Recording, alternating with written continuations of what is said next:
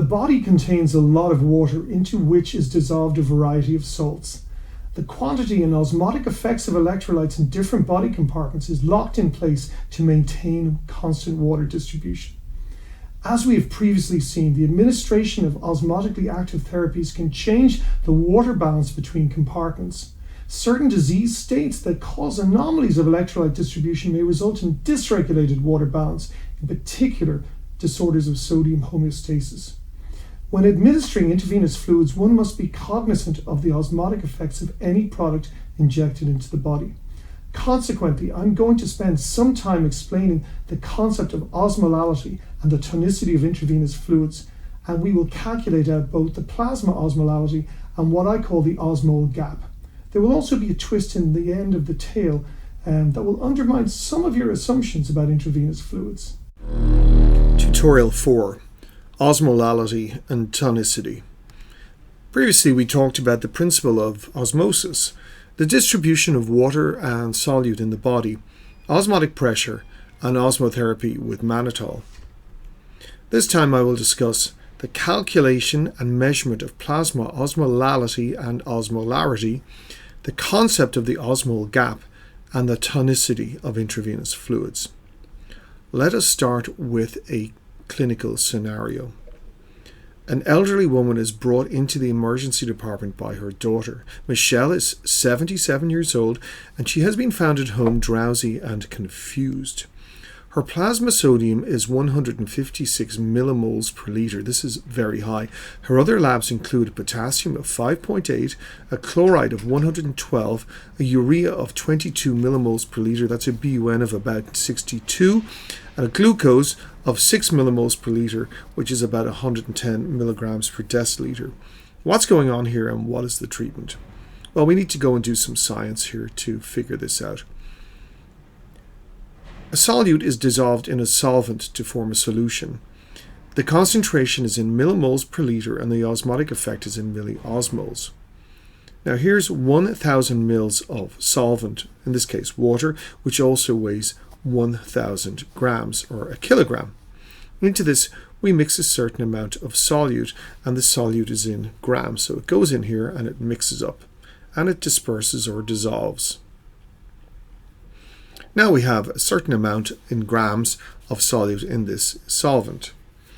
And the concentration of this solute in the solvent is measured in millimoles per litre. If you measure the osmotic effect in grams, it's known as osmolality. That's the osmotic effect per kilogram. If you measure it in volume, it's known as osmolarity, which is the number of milliosmoles or osmoles per litre. It's very, very important to get your definitions straight because people tend to mix these up, right? So remember this, osmolarity is the number of osmoles per unit volume or per litre, and it refers to all particles. Osmolality is the number of osmoles per unit weight. And that is per kilogram of fluid.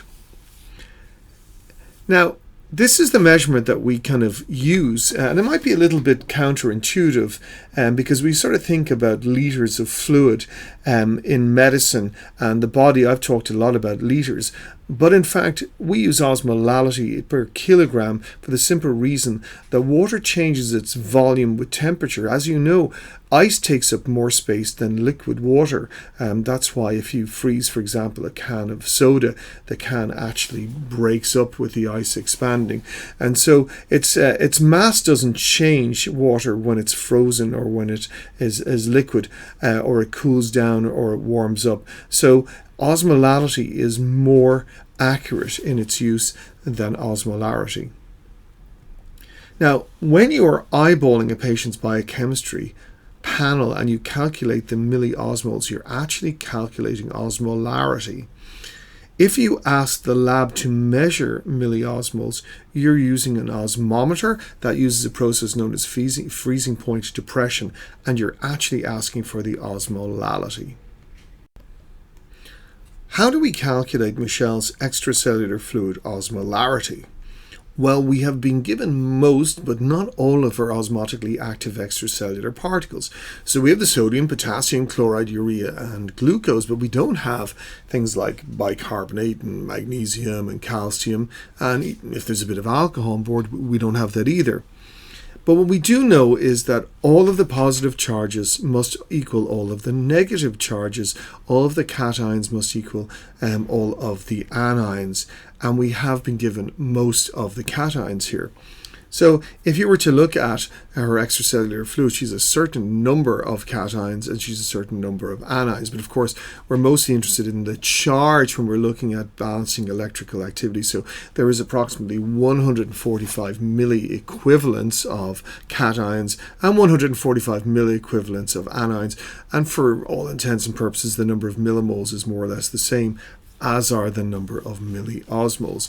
And of course, sodium and potassium are nearly all of the positive charges that you will have in the extracellular space. Yes, there's a little bit of magnesium and calcium, but that doesn't really count for a whole lot. So if you know the sodium and the potassium, then you know all of the cations for all intents and purposes. And the number of anions don't really matter because they must be equal to that. So you have all your dissociated moieties there. All you need now is the urea and the glucose. So to calculate out Michel's osmolarity, we can use this very simple formula, which is twice the sodium plus the potassium, and that essentially accounts for all the dissociated particles, plus the urea in millimoles per liter and the glucose in millimoles per liter. Let's work that problem.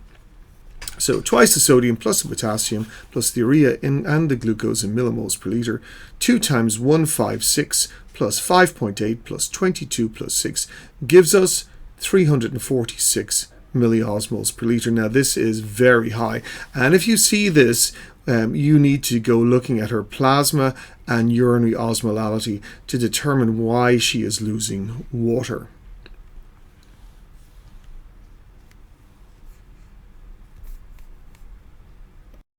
Well, that's all very well if you're working in a country that uses millimoles per liter, but what if it's your first day working in the United States and you're called to a medical ward to see Ricky, who's 28 and admitted with confusion, and this is what his blood chemistry panel looks like. And you can see here his sodium is 118, potassium is 3, we're familiar with those, his chloride is 72. His blood urea nitrogen is 5.6 milligrams per deciliter, his creatinine is 44 milligrams per deciliter, and his glucose is 100 milligrams per deciliter. Well, what is Ricky's calculated plasma osmolality? So remember this is the calculation, twice the sodium plus the potassium plus the urea plus the glucose. But you've been given the urea and glucose in milligrams per deciliter, and we need to figure out the data in millimoles per liter, as osmolarity is described in milliosmoles per liter. Let's work the problem, starting off with the urea. Now, I just want to point out in advance that this calculation goes around in a bit of a circle. Urea's chemical formula is CH4N2O. The atomic weight of nitrogen is 14, and then we need to figure out the molecular weight of urea. So urea is C12H1N14O16, right? So they're the numbers we got to put together. Put them all together and we get 60. So urea has a molecular mass of 60. 1 mole of urea is 60 grams. 1 millimole of urea is 0.06 grams or 60 milligrams. But we weren't reported a blood urea, we were reported a blood urea nitrogen. Well, what's that? BUN is just the nitrogen component, N2, which has a molecular mass of 28, approximately half the molecular mass of urea. So 1 mole of BUN is 28 grams, 1 millimole is 28 milligrams. To convert the urea in millimoles per liter to milligrams per deciliter, you multiply it by 2.8. So Ricky's BUN is 5.6 milligrams per deciliter. To convert it to millimoles per liter, we just divide this by 2.8, and that works out at 2. Ricky's glucose is 100 milligrams per deciliter, and remember the molecular mass of glucose is 180, which is 1 mole, 180 grams, 1 millimole, 18 milligrams. So 100 divided by 18 results in 5.5 millimoles per liter.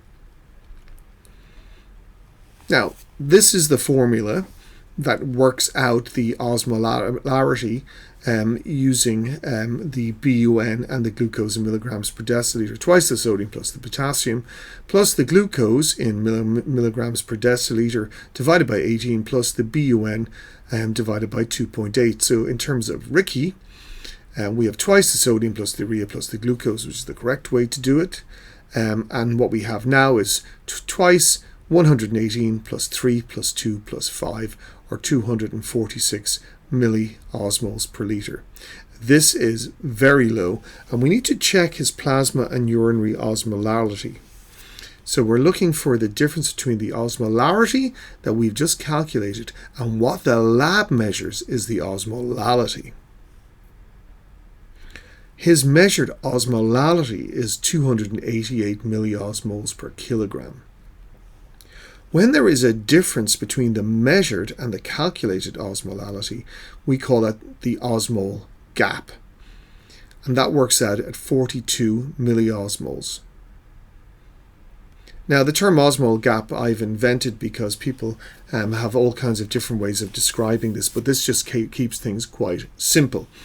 And that's the difference between the calculated osmolarity and the measured osmolality, the OSMOL GAP. This is caused by unmeasured compounds in the extracellular fluid that are not normally present in significant quantities. Usually there's about 6 milliosmoles in there. And the things that you look for are, for example, therapeutic stuff like mannitol that we might give for traumatic brain injury, as we've already visited. Alcohols in particular, ethanol, methanol, ethylene glycol, and isopropyl alcohol. Ketones and hyperketosis, and particularly in someone who's been starving for a while, and then reduced plasma water, for example, with someone who has a dysproteinemia or a hyperproteinemia or a hypertriglyceridemia, and this is sometimes a lab abnormality depending on how the lab measure sodium.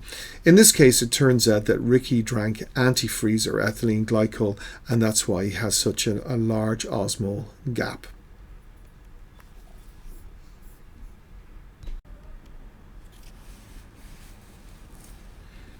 Tonicity. Tonicity is the osmotic pressure gradient between two solutions. Now, this is normal extracellular fluid, and it has an osmolality of 290 milliosmoles per liter. This fluid here has an osmolality of 250 milliosmoles per liter, and this fluid here has an osmolality of 330 milliosmoles per liter. So the one in the middle we call an isotonic fluid. It's equal tonicity to extracellular fluid. It's an isotonic solution. The one on the left, the 250, is a hypotonic solution. It has a lower osmolality than extracellular fluid, and this one here is a hypertonic fluid. It has a higher osmolality than extracellular fluid. The reason why this is important is that blood cells, erythrocytes, behave differently in different fluids. If you insert erythrocytes into an isotonic fluid, pretty much nothing happens. Remember, water crosses the cell membrane depending on the osmotic gradient between the inside and the outside of the cell. If you infuse, for example, a very hypotonic fluid intravenously into a patient, water will flow into those red cells. Those red cells will expand and then they'll break up. And you'll get a devastating amount of cell damage and indeed hemoglobin urea. We don't see this because the hypotonic fluids we give are not actually hypotonic when they're administered. We usually combine electrolytes with sugar, dextrose. Finally, Hypertonic fluids draw liquid out of cells, so red cells will actually contract in size. They dehydrate cells, and therefore they're used therapeutically in medicine. Now, there are three types of saline solution. Remember, this is a normal saline solution, 0.9% saline. The standard one that you will see is that one there on the left. That's the so-called isotonic version. In the middle, there's hypertonic saline, 3% that we visited before. And on the left, there's 7.5% hypertonic saline. Now, this is not really available clinically in most hospitals. And that version that I have there is actually for veterinary practice. It's really important to understand the tonicity of fluids when you're dealing with perioperative medicine, in particular for patients who are being fasted and they're given maintenance fluid. It's also very important in the understanding of the fluid management in trauma and traumatic brain injury, and in the management of dysnatremias. This is hypo or hypernatremia, polyuria, diabetes insipidus, and the syndrome of inappropriate ADH secretion. Now, you will recall Brian, the 27-year-old who was in the car crash, who's a brain injury. And the neurosurgeon would have said to the trainee going to the emergency department to make sure that you give Brian isotonic fluid. And that's because if you give hypotonic fluid, the plasma osmolality falls adjacent to the blood-brain barrier, and water then diffuses into brain tissue, and that worsens cerebral edema and then can cause brainstem herniation. Conversely, if you give Brian hypertonic saline for cerebral edema, the hypertonic fluid comes in here, and it of course makes the blood hypertonic with respect to the cells that are abutting that blood, those blood vessels, and that extracellular fluid around the blood vessels. And so the plasma osmolality and the extracellular osmolality adjacent to the blood-brain barrier is higher, and water diffuses out of brain tissue, and that reduces cerebral edema. Remember Michelle, who had an osmolality of 345 milliosmoles. Michelle is a huge body water deficit. Her brain is shriveled and it's friable. If you give Michelle hypotonic fluid, that plasma osmolality falls adjacent to the blood-brain barrier and water diffuses into brain tissue, and that should resolve her problem.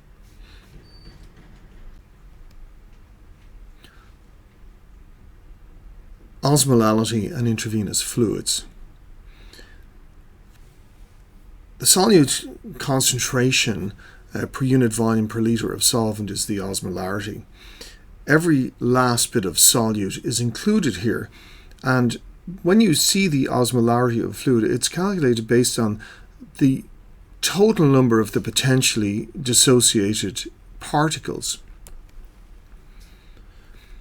Now, the osmolality can actually be measured by an osmometer, and because each molecule of salt dissolved in IV fluid does not actually dissociate, only 93% actually do, the true osmolality is actually lower than the calculated osmolarity.